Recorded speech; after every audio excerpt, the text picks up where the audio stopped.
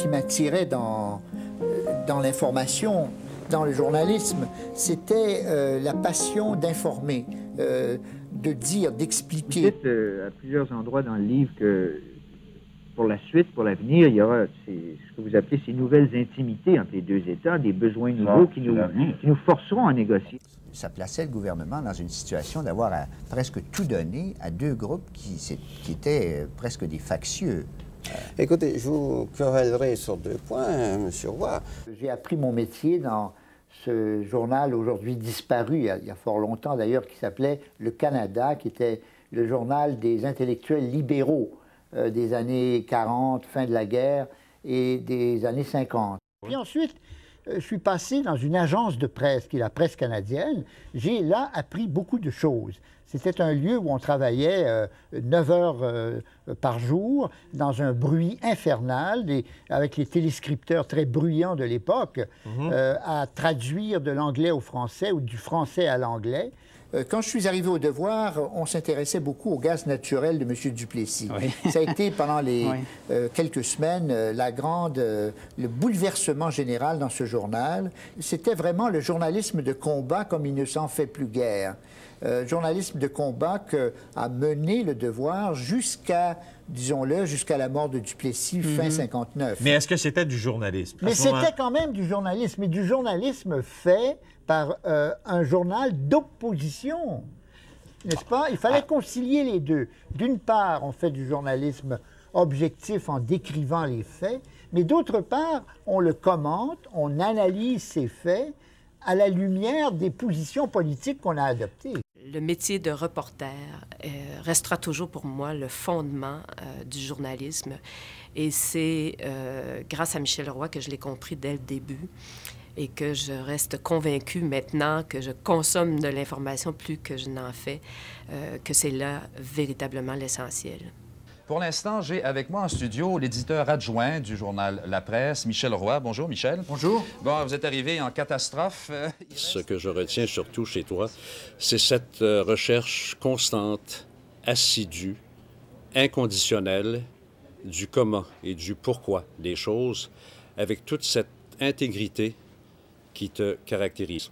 À 20 ans, aujourd'hui, les journalistes ne peuvent pas toujours faire ce qu'ils ont envie de faire, mais ils ont le souci, enfin j'en connais en tout cas un bon nombre d'entre eux, garçons, et, hommes et femmes, qui ont le souci de se cultiver l'avantage de lire des choses, d'aller au-devant des problèmes et de les connaître. Bon, ce n'est probablement pas la majorité. Et alors, je vous dis que si je commençais aujourd'hui, j'essaierais d'être parmi ceux qui vont au-delà des problèmes et des événements. Salut Michel. Il y a 30 ans, une jeune journaliste, un peu écervelée, un peu baveuse, mais pleine de bonne volonté, est venue te retrouver au Devoir en te demandant une job, en fait en te suppliant de lui donner une job. Tu n'étais pas trop sûre, tu te méfiais, tu as hésité, mais finalement, comme il n'y avait personne d'autre qui était prêt à travailler pour 35 $ le papier, eh bien, tu m'as engagée. J'arrivais du Journal de Montréal, et si le Journal de Montréal a été en quelque sorte mon cégep, je peux dire que toi, tu as été mon université. J'ai vraiment l'impression qu'avec toi, au Devoir, j'ai découvert ce qu'était le journalisme. Tu m'as écouté, tu m'as encouragé, tu m'as lancé sur des pistes, tu m'as fait comprendre que la culture, c'était beaucoup plus que le rock and roll. Nous avons eu beaucoup de discussions vigoureuses, mais toujours très stimulantes. Bref, tu as été mon premier vrai patron de presse et peut-être aussi le dernier. Je te remercie pour tout ça, Michel. Et tout ce que j'espère, c'est que les jeunes journalistes un petit peu baveux, un petit peu écervelés qui commencent aujourd'hui, eh bien, qui vont rencontrer un patron aussi stimulant et ouvert que toi. J'ai commencé avec un crayon jaune, un gros crayon jaune à mine friable, à écrire des articles sur le coin de la table. Et aujourd'hui, on travaille avec des ordinateurs dont il faut constamment changer les modèles. Donc, en une carrière, ça fait beaucoup de changements technologiques qui déjà influencent la façon d'écrire. Oui. Vous savez, quand je suis entré pour la première fois à la presse en 82, on m'a dit, voilà, votre ordinateur, vous écrivez désormais vos papiers là-dessus. Il y avait heureusement une machine à écrire, et moi, je faisais, comme je disais aux gens, mes brouillons sur la machine à écrire, et je retranscrivais ensuite sur l'écran. Et on trouvait ça un peu bizarre, mais j'avais l'impression de ne pas pouvoir créer, penser et écrire sans la vieille machine à écrire, la vieille Underwood.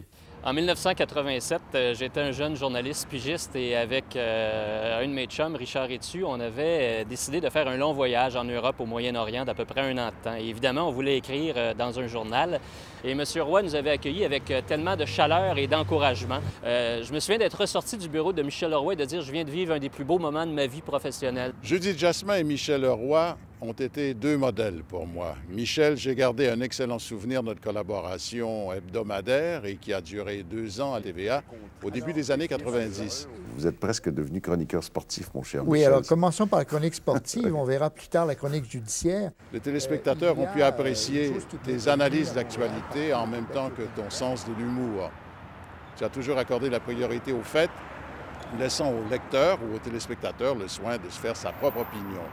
Michel, l'hommage qui t'est justement rendu ce soir me donne l'occasion de te dire toute mon amitié et toute mon affection. Moi, j'ai rencontré Michel Roy, il était à la fin de quelque chose et moi au début d'autre chose, puisque j'arrivais au devoir, j'avais jamais travaillé dans l'écrit. Je venais de quitter Radio-Canada et lui venait de faire le saut dans ce que les anglophones appellent the dark side, c'est-à-dire qu'il venait de commencer à travailler comme conseiller de Brian Mulroney entre Meach et Charlottetown. Je pense que Michel, quand on parlait avec lui de politique, il avait tendance à faire beaucoup ça, ce qui en faisait une très, très grande source, même quand il pensait qu'il nous révélait rien. Quand je lisais la presse le lendemain, l'ensemble des journaux du pays, je voyais comment ceux-ci racontaient à leurs lecteurs ce qui s'était passé au conseil privé ou dans l'entourage du premier ministre. Et cela nous amenait à rigoler parce que c'était très souvent une invention pure et simple, des hypothèses, disons, à partir de certains éléments. J'ai siégé au conseil de presse avec lui. Je peux vous dire qu'il a donné au conseil une rigueur, une fermeté dans ses décisions qui a probablement beaucoup aidé à ce que le conseil de presse continue. Et c'est pour ça que je pense qu'on doit vraiment saluer sa carrière, non pas seulement comme journaliste, mais le petit bout de carrière qu'il a fait pour les journalistes après son travail de journaliste. On ne peut pas faire facilement ce métier en rentrant à 5h30 à la maison tous les soirs, surtout si on voyage beaucoup et si on a un journal du matin à faire paraître. Par conséquent, il faut qu'il y ait une véritable solidarité avec la famille. Travailler 10-12 heures par jour, 6 jours par semaine, j'étais convaincu que c'était la norme quand j'étais petit. Alors, évidemment, c'est plus tard que j'ai compris que sans maman, tu n'aurais pas pu faire toutes ces heures-là, que ce soit au devoir ou à la presse. Et c'est un peu à mon tour de remercier Dominique maintenant. Mais on savait que tu ne pouvais pas faire ce métier-là autrement. Tu l'as fait toute ta vie avec passion et avec une très, très grande rigueur. Il y a des journalistes qui mettent l'information à leur service. Toi, tu es de ceux qui ont toujours été au service de l'information. Et c'est beaucoup plus qu'une formule. Toujours ce souci d'être clair, de ne pas faire la morale aux gens, d'expliquer. Ça a été vraiment pour moi une très, très grande inspiration. Puis évidemment, l'intégrité. Tu n'as pas hésité à te mettre en danger alors que tu ne voulais pas faire certains compromis. Tu n'as pas hésité à refuser plusieurs jobs très confortables à l'ombre de ce Parlement-là. Non, alors vraiment, papa, chapeau pour ce métier-là que tu as fait d'une façon admirable. Alors Mathieu, Isabelle, maman, tout le monde qui t'aime, on te dit bravo, ce prix-là est plus que mérité. Chapeau, on t'aime beaucoup. Monsieur Roy, merci. Merci, Michel. Bonne continuation, Michel. Merci de l'exemple, Michel. À bientôt. La qualité d'une presse démocratique, c'est de veiller à ce que celle-ci touche vraiment au sujet essentiel et deuxièmement, qu'elle les traite convenablement, de telle sorte que tout le monde puisse vraiment comprendre.